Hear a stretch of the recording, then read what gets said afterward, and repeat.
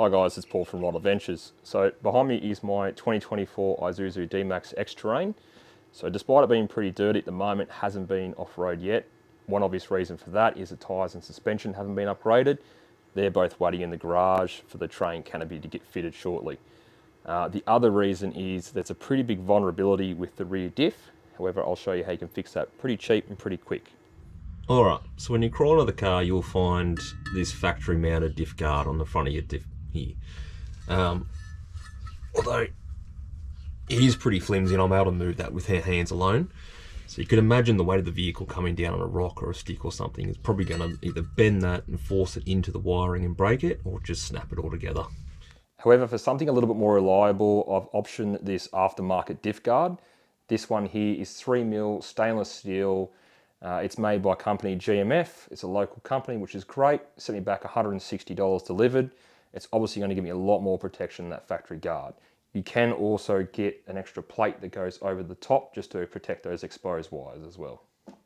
The handy thing about this kit is all you need is a 14mm socket and a 5mm Allen key, about 5 or 10 minutes spare, and that's enough to get the job done. So the kit comes with really straightforward instructions. The photos are in there, they're really easy to follow along. And you'll find that you've got to just get these little nut cages, and on the inside of your guard here, just click that one in. And the second one in there. With the third one just slotting inside this bracket here.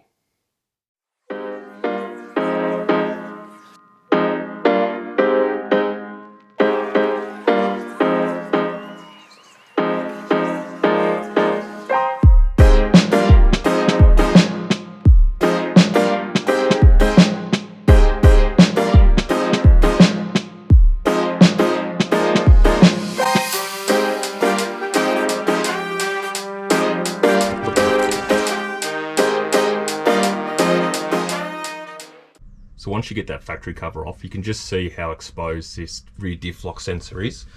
So rock or a stick or something happens to come up and knock that off. $320 for the part itself, plus your labor on top of that. So this is a nice little cheap bit of insurance here.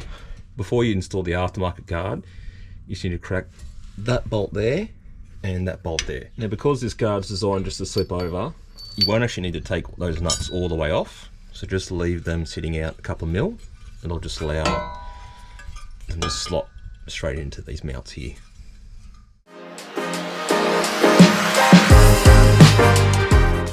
So once you've tightened that up, we can go around and place that extra bracket on that we left off earlier. I will mention too, this actually came just stainless steel, not painted. I threw on 3 coats of rust guard just for a bit of longevity. So before we mount that last plate, just pull up these little brake tabs. They're easy enough to do by hand.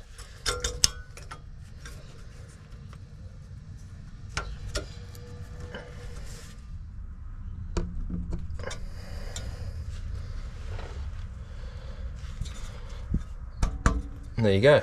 Honestly, 5 to 10 minutes worth of work, 100% worth it for that little bit of extra insurance.